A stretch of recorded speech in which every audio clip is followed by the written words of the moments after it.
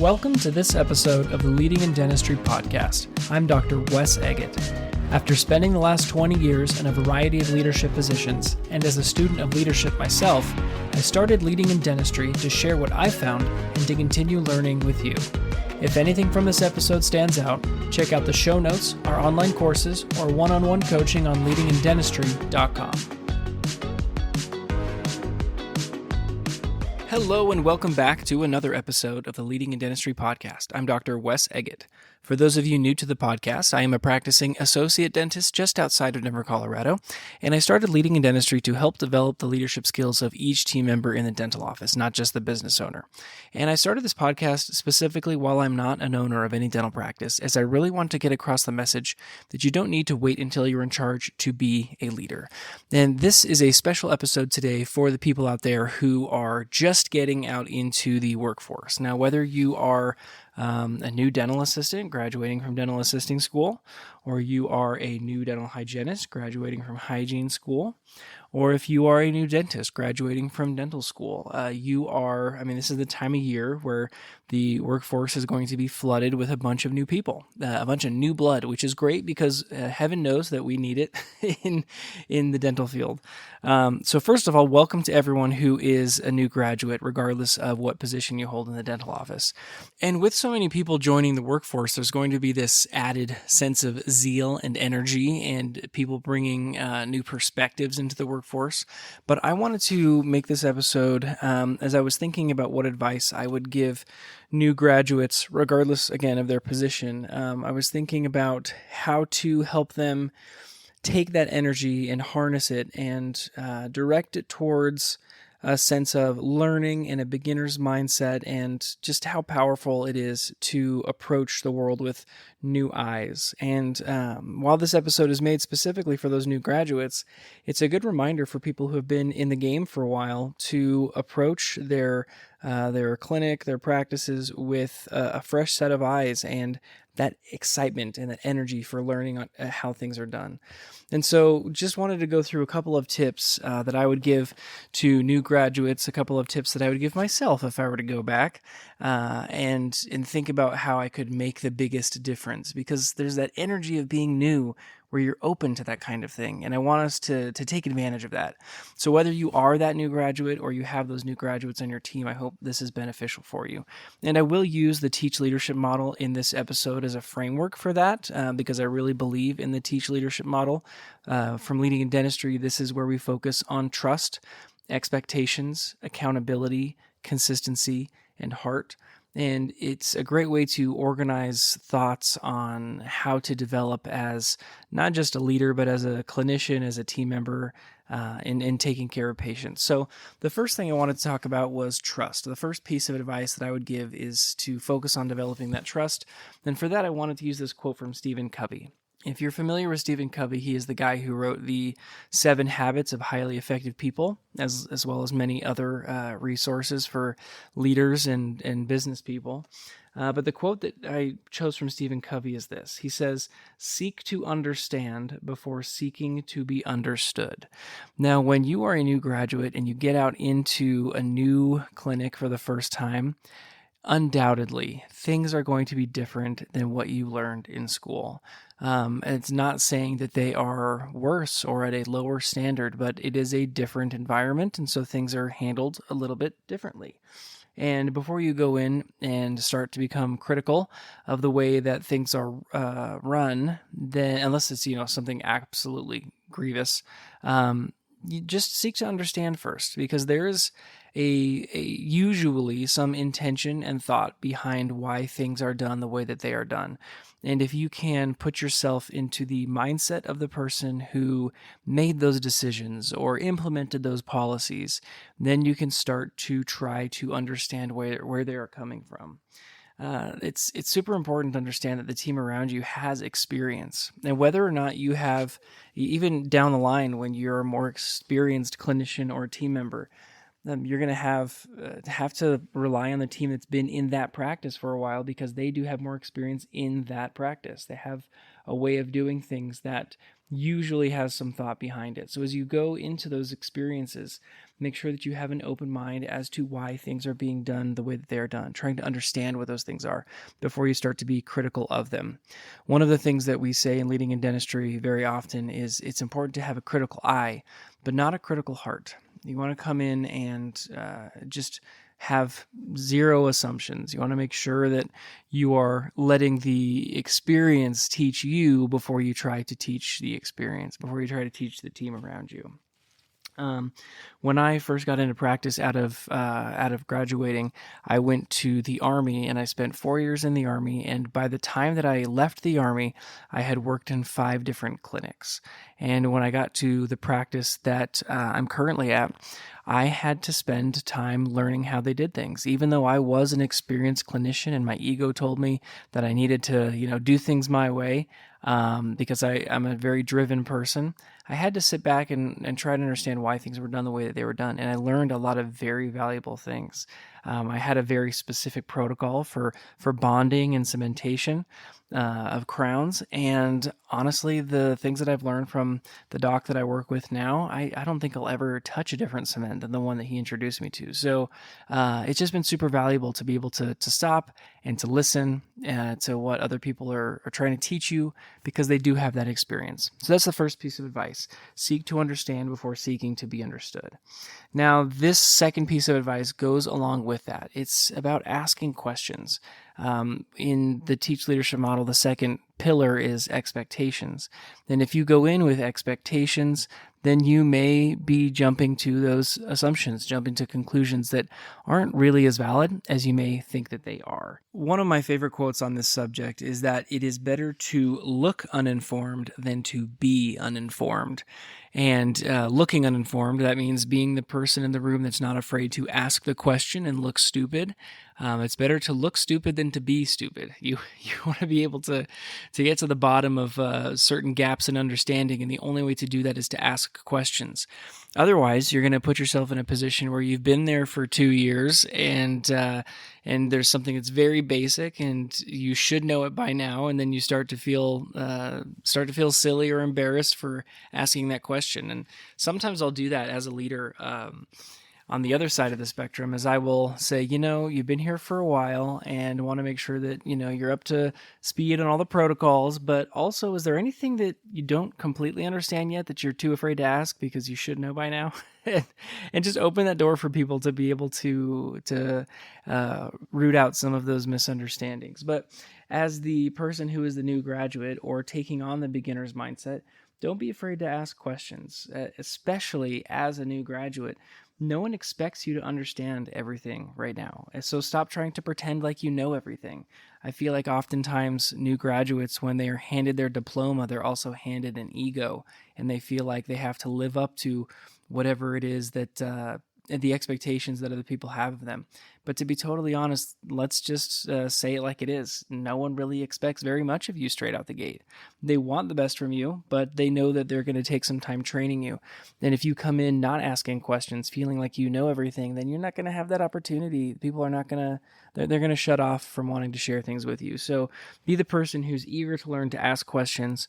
Not lower your expectations, but have less expectations. Go in with a more open mind. So that's the second piece of advice, is that it's important to ask questions. It's better to look uninformed than to be uninformed.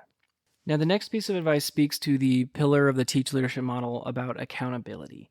And accountability, when we talk about this as leaders, oftentimes we are trying to develop the skill of holding other people accountable, how to confront others when they make mistakes. But when you have the beginner's mindset, and when you are a true beginner, when you are a new graduate, it's more important to focus on personal accountability at this time instead of holding other people accountable. And this speaks again to that importance in the process of learning, in being humble. There's this guy named Patrick Lencioni, and he has written some of the best books about teams and leaders and leadership, one of them being The Ideal Team Player. And he says the ideal team player has three very important characteristics: that they are humble, that they are smart, and that they are hungry. So humble, it's not thinking too much of yourself. It's not thinking less of yourself, but it's thinking of yourself less. This goes back to the importance of being open-minded and asking questions, but being humble to know that you don't know everything and you need that help to get there, and holding yourself accountable when you do fall short. The next item is smart, so having people smarts, being able to work well with other people, have interpersonal relationships that are valuable, and know how to develop trusting relationships and hold on to those. And then finally, being hungry, which is a new graduate. Obviously, you're going to have that energy and that hunger to try to learn and to try to grow. But to focus on that first one, that humility is so important in holding yourself personally accountable. In the same way that accountability is a way of teaching others and training others when you are a leader, personal accountability is all about teaching yourself and learning as an individual. And I remember my first, I want to say 6 months in the Army, my first 6 months out of dental school. I came home every day distraught, and that's totally normal. But I came home, having learned something every single day, and I tried to spin it as a positive. I was making mistakes. I wasn't as clinically adept as I thought I was. And I just would try to spin it as a learning experience. And so every single day I'd come home and my wife would ask me how work went. And I said, well, I learned a lot today. And I remember there was a breaking point about 6 months in where I just said, I want to go to work without learning anything. I want to go to work and come home and then have known everything to do that day, where there wasn't a curveball, there wasn't something that made me question how to do something, but I just knew everything from start to finish. And that's just not how it's going to work. It has to. That comes with time, that comes with experience, and you only get that by holding yourself personally accountable when things don't go well and allowing yourself to have those learning experiences.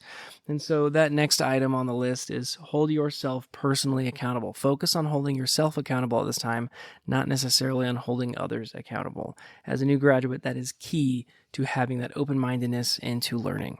The next pillar on the Teach Leadership model is consistency. And this is, again, absolutely critical as a new graduate, focusing on that consistency and how to apply basic fundamentals. The quote that I wanted to share here is from Jim Rohn. He says, "Success is neither magical nor mysterious. Success is the natural consequence of consistently applying basic fundamentals." And so taking the things that are the most basic and applying those over time. I was, speaking about my learning experiences and holding myself personally accountable. When I was learning those things, oftentimes the solution was just the very basics. It wasn't trying to reinvent the wheel. It was going back to the fundamentals of the things that I had been taught and then using those fundamentals in order to solve the problem. Just applying those fundamentals in different ways. And applying those fundamentals consistently over time allows you to have that success, just like Jim Rohn said. And so the emphasis here is on consistency, just doing those things over and over and over again. One of the things we teach about in the 90-day leadership development program is the different compounding effects of consistency and how consistency eventually leads to the results that we're looking for.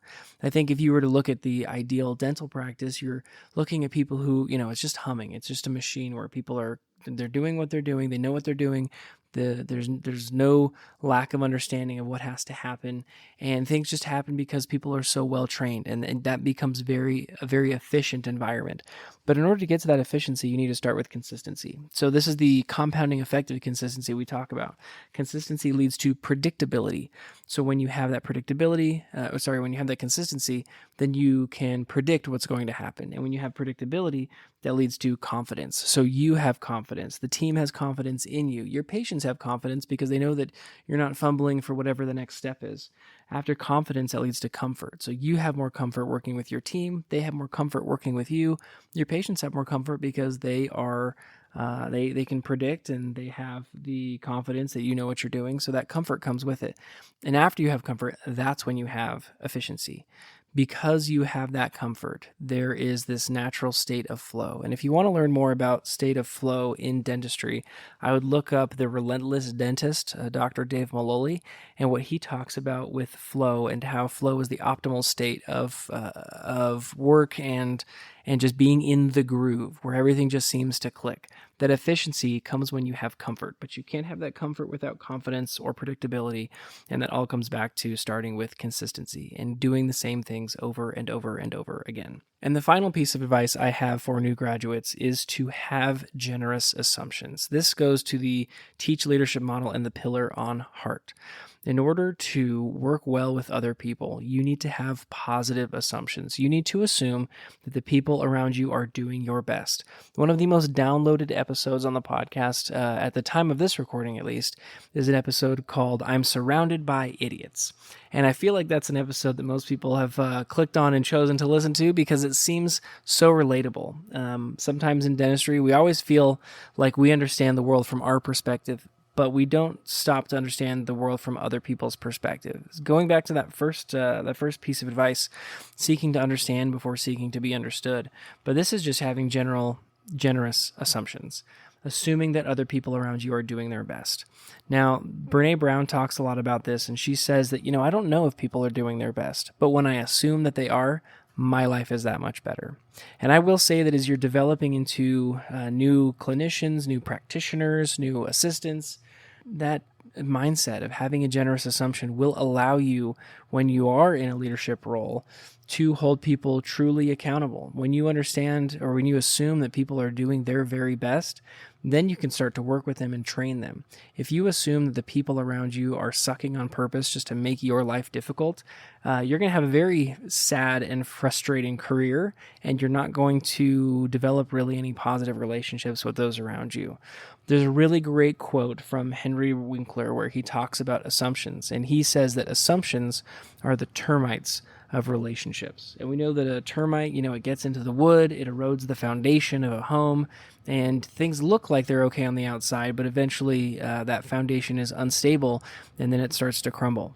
And if you let assumptions get into your interpersonal relationships and start to erode them, then one day it's just going to break. And you'll start having people around you quit, and people be frustrated, and people find a new place to be employed because they don't want to work with you anymore because you haven't given them the opportunity to develop. You haven't done anything on your end to develop trust. And so having that heart of a very open-minded heart of having, making generous assumptions. We talked before about having a critical eye, not having a critical heart, and just assuming the people around you are doing their best. That would be my last piece of advice for new graduates and for anyone who's looking to just go back to having a fresh set of eyes and having a beginner's mindset. So let's go over those 5 pieces of advice one more time. The first, under the category of trust, is to seek to understand before seeking to be understood. This is your time to start learning how to trust your team and to understand that they might know more than you about the clinic that you're in. Even if you feel very experienced, you want to seek to understand before seeking to be understood. The second piece of advice under the pillar of expectations is to not have so many expectations. Ask questions. Be open-minded about how things are done. Embrace the beginner's mindset. No one expects you to understand everything right now, so stop trying to pretend like you do. The third pillar about accountability, the piece of advice here is to use this time to focus on personal accountability instead of holding others accountable. Going back to the beginner's mindset and the ideal team player from Patrick Lencioni of being humble and hungry and smart, but focusing on that humility at this time. The next pillar is consistency, and so the piece of advice here is to rely on the compounding benefits of consistency, remembering that consistency leads to predictability, which leads to confidence, which leads to comfort, which leads to the efficiency that you're looking for. And then the last piece of advice under the pillar of heart is to have generous assumptions. You can have a critical eye, just don't have a critical heart. And remember what Henry Winkler said, assumptions are the termites of relationships. And when your job is all about relationships, you can't let those little termites get in.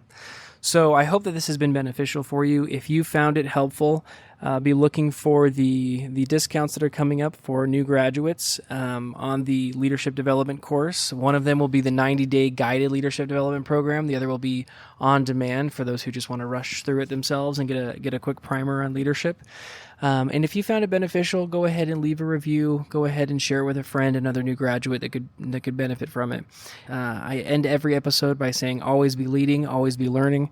And I just want to double down on that with the new graduates, that yes, you are in that learning phase, but as you learn things, you will show your skills and your potential as future leaders, and it starts now, and you're building that foundation for being that leader in the future. So with that, always be leading and always be learning. We'll see you next time. And that's it for this episode of the Leading in Dentistry podcast. If you learned something today, please leave a 5-star review and share the episode with a friend. If you're ready to take the next step for yourself or provide leadership training for a team member, visit leadingindentistry.com to check out our online courses and one-on-one coaching.